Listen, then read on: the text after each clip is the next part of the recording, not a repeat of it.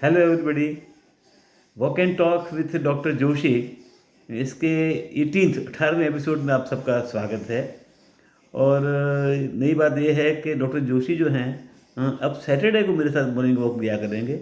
Sunday को वो किसी योगा उसमें उसकी प्रोग्राम में जा रहे हैं हर संडे को। तो सैटरडे को he will be here with me and I will share with you उनके साथ क्या बातें हुई। तो आज जो उनके साथ बात चल पड़ी वो चल पड़ी गोल्ड काउंसिल की रिपोर्ट के बारे में। अभी अभी एक गोल्ड काउंसिल की रिपोर्ट आई है कि India is holding almost 25,000 tons of gold. Indian house holds के पास 25,000 गोल्ड्स जो है, मतलब टन जो है, इतना गोल्ड है जिसकी वैल्यू ऑलमोस्ट $1.5 ट्रिलियन, मतलब अपना half the GDP of India, इतनी वैल्यू उसकी है।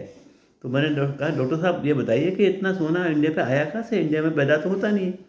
वो बोले भी आज से इवन 2000 साल पहले जब अपन बोलते हैं when we refer India as सोने की चिड़िया, तब यहाँ के जो व्यापारी हैं वो जब मान लीजिए यहाँ जाते थे, यूरोप जाते थे, रोम जाते थे, तो यहाँ से वो लेके जाते थे ये फाइन कॉटन हुआ, मसाले हुए, ऐसी चीज़ लेके जाते थे। और उनके सामने जो लाते थे सिल्क लेके जाते थे, उनके सामने गोल्ड ही गोल्ड सिल्वर। तो वहाँ एक बार कॉमेडी भी वहाँ की पार्लियामेंट में हुई थी, रोमन पार्लियामेंट में, कि इंडिया, ये वहाँ की जो औरतें हैं वो लगातार they are crazy about Indian things और in turn India is taking away all their gold. तो वो कमेंट वहाँ पे आई थी। तो तब से इंडिया जो है गोल्ड इंपोर्ट कर रहा है और इंडिया के पास काफ़ी गोल्ड इकट्ठा हो गया है।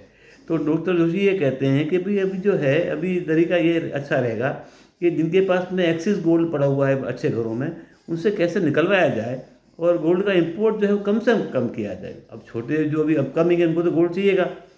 तो मैंने कहा डॉक्टर साहब आपकी बात सही है, और बाकी तो कुछ करना इतना आसान नहीं है गोल्ड के बारे में।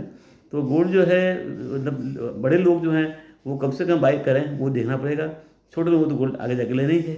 तो मैंने कहा डॉक्टर साहब आपकी बात सही तो है।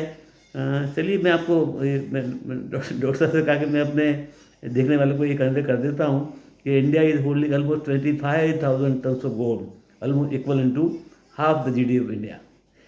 चलिए आगे मुद्दे पे चलते हैं। चलिए,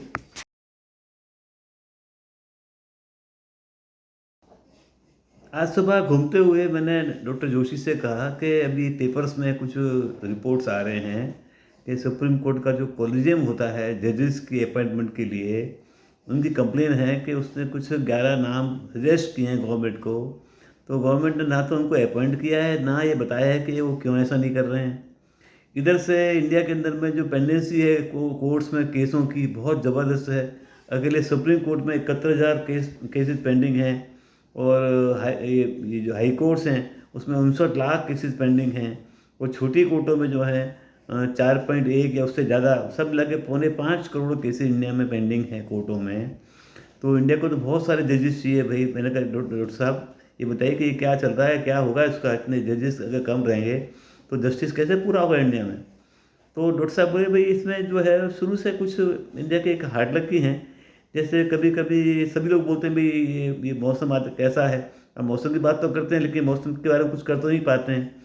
सभी बोलते हैं कि ये इंडिया में कि इतने पेंडेंट, वो मजाक में कहते हैं तारीख पे तारीख, ये सब बातें होती रहती हैं। लेकिन ना तो जजेस बढ़ पाते हैं और इतनी अपॉइंटमेंट शॉर्ट रहती हैं अपनी कोर्टों में, जो सैंक्शनड जो स्ट्रेंथ है वो भी भरपाई पूरी नहीं की जाती है। करीब मुश्किल से 25-26 हज़ार जजेस जो हैं पूरे इंडिया में इतने केसों को देख रहे हैं, जबकि सैंक्शन है वो भी ऑलमोस्ट 40,000 की है। तो इतनी भी अपॉइंटमेंट जो हैं, जो ऑलरेडी सैंक्शन की हैं, उनको ही पूरा नहीं कर रहे हैं। तो ये सब कैसे पूरा होगा। इसी तो वही हाल जेलों का है। जेलों के अंदर में जो स्ट्रेंथ जो है, जो जेल भरी पड़ी हैं, वर्ल्ड के अंदर में जो जेल भरी पड़ी होती है वो कन्विक्टेड से होती हैं। या अंडर ट्रायल जो हैं वो कन्विक्टेड से कहीं ज़्यादा इंडिया में भरे पड़े हैं। तो मतलब doctor Joshi seems very much worried. बोले भाई हमने तो अब सोचना ही बंद कर दिया है कि क्या हो रहा है, क्योंकि इसमें कोई कुछ सॉल्यूशन जो है ऐसा नज़र नहीं आ रहा है। एक तरफ से जजेस भी काफ़ी स्लो हैं और उधर से गवर्नमेंट जो है उनसे भी स्लो है। तो गवर्नमेंट नई अपॉइंटमेंट करती भी नहीं है और ये ऐसा ही चलता रहेगा। अल्टीमेटली जो पैसे वाले हैं उनको जस्टिस अच्छी तरह मिल जाता है, वो चाहते हैं उस तरह से उसको डिले भी कर सकते हैं। और जो बेचारा गरीब आदमी है वो जेल में पड़ा सड़ता रहता है। तो कोर्टों को भी और इंडियन गवर्नमेंट को भी डॉक्टर जोशी अगर कहते हैं इस मामले में कुछ जल्दी से एक्शन लेना पड़ेगा, नहीं तो ये 4.25 करोड़ केसेस पेंडिंग है वो 6 करोड़ हो जाएंगे आगे जाके। उनकी बात सही है, मैं भी ऐसा मानता हूँ कि क्या है अभी कुछ मेरी भी समझ में नहीं आता कि कुछ हो नहीं पा रहा है इसमें। चलिए अगली टॉपिक की बात तो करें अपन, देखते हैं, चलिए।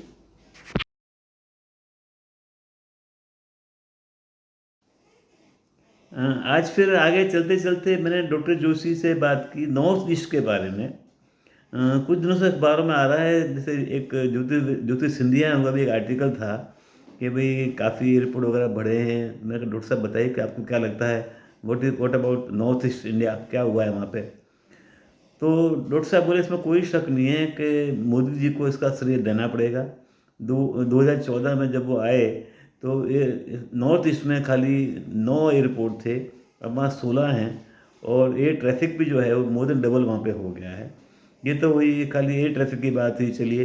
लेकिन काफ़ी तरक्की नॉर्थ ईस्ट में हुई है।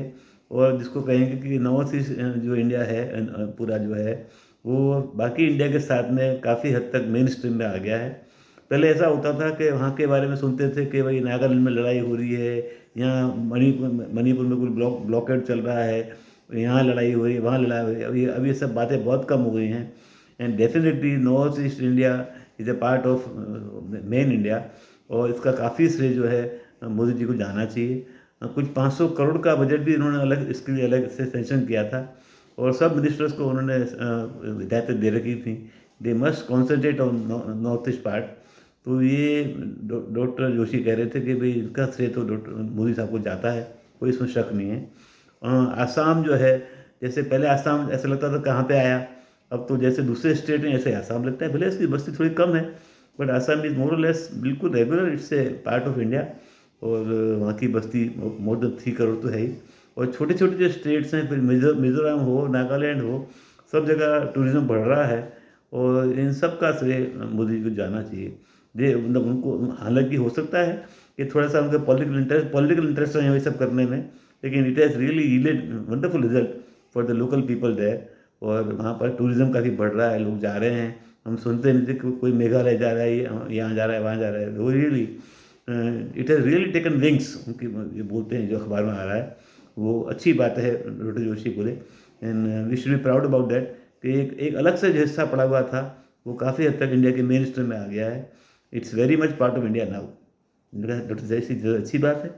तो जो क्रिटिसाइज करते हैं मोदी जी को इस बारे में, वो तो मतलब नहीं, they have done wonderfully well for north east, doctor Joshi बोले। चलते चलते मैं फिर से आपको याद दिला दूं कि अब से हर सैटरडे को मेरी उनसे बातें हुआ करेंगी। और आप जल्द से जल्द इस मेरी चैनल को सब्सक्राइब कर दीजिए। डॉक्टर जोशी के पास जो नॉलेज है वो काफ़ी अच्छी नॉलेज है और मैं आपको आप तक पहुंचाता रहूँगा। तो आप पूरा कॉपरेट कीजिए मेरी चैनल को। चलिए।